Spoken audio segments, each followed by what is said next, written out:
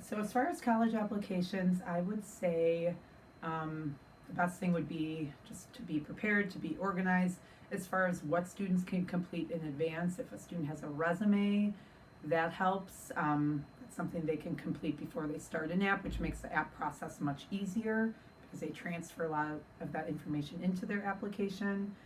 Students can create a common application account. During the summer that they're entering into their senior year. They can create that account, which definitely saves some time once they come back in the fall as a senior. I would also recommend just like viewing college websites, utilizing Naviance, visiting sites and seeing if there's like a school specific app that they can use. Sometimes students go on visits and get like a free voucher to apply for free, so they can definitely go that route if they have that option. Yeah, so especially right when school starts, a lot of kids have sports and other activities. You know, they're taking challenging classes still their senior year. They might have a job outside of school. So I would say setting aside time, at least, um, a couple hours during the school week, so maybe an hour a day, commit some time to working on your applications and commit a good chunk of time so that you're able to kind of work at it and then revisit it.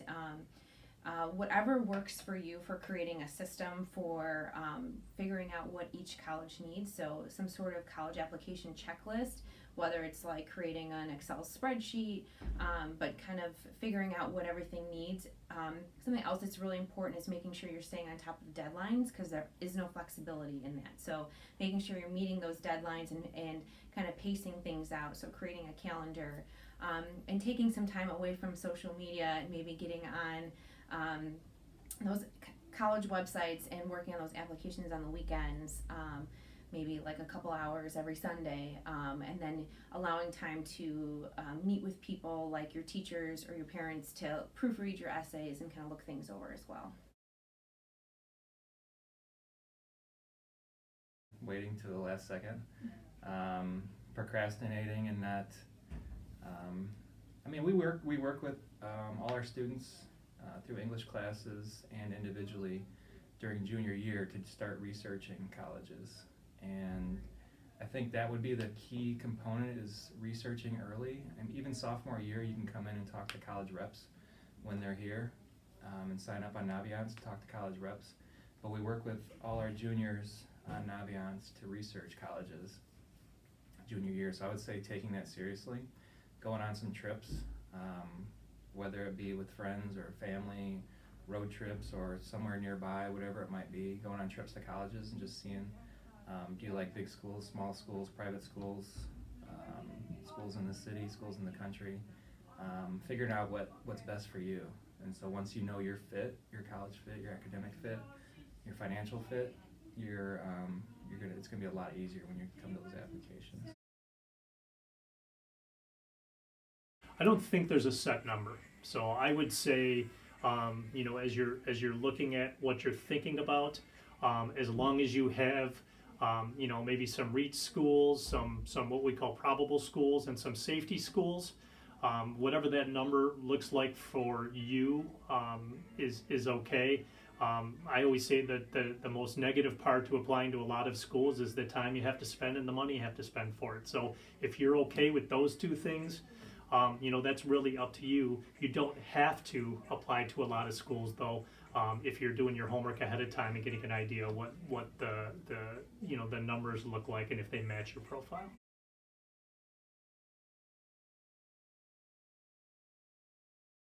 Naviance, or the college's website oftentimes, and you just want to make sure you find at least a couple schools where your test scores and GPA are going to be above their average, which is going to be your safety school, your sure thing.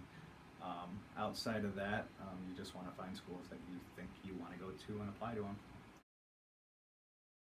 The College 101 class was awesome. It was a 2-day workshop. So the first day, it was a lot of information that we gave to the students about the whole college application process, submitting their applications, a little bit about financial aid, and then a little bit of essay writing tips. And then the second day, the students actually put in the work. And so they started their common application. They had to write a couple paragraphs for their essay and get some revision tips on that. And with financial aid, we looked at sample award letters and how that looks and how to understand an award letter when they receive it.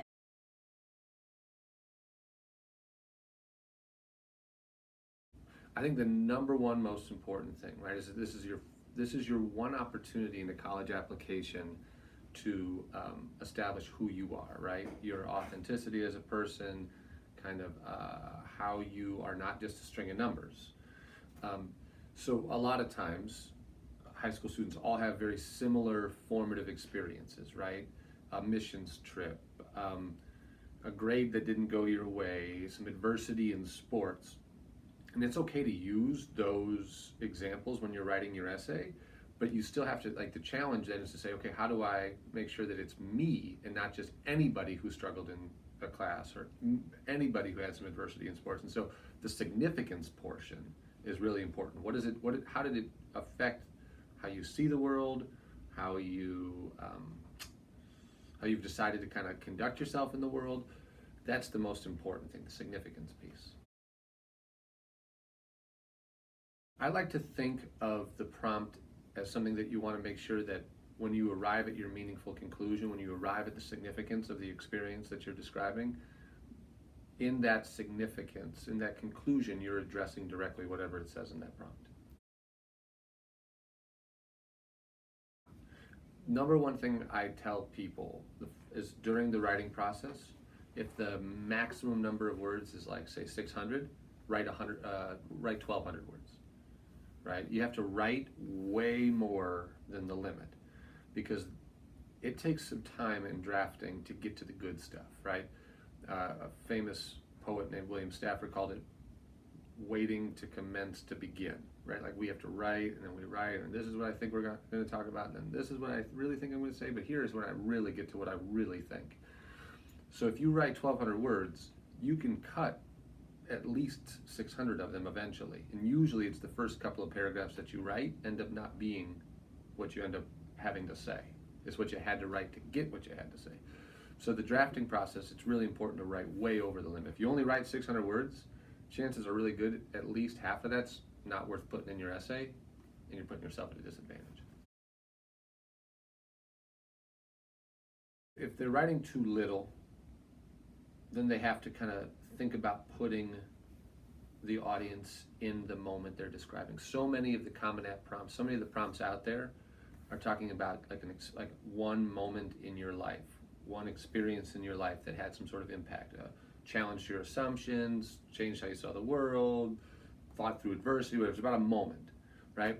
And so you have to think about how to take the audience and put them in that moment, which is really about expanding typically the narrative elements, the details, the dialogue, the description, your reaction to what was happening in the moment. And so it's about kind of expanding that story of the moment that you're telling. Yeah. Too much, you have to get other people's eyes on it and ask them what doesn't have to be there. And then you just have to trust that when you cut words and sentences, that the essence of your story will remain, which it usually does.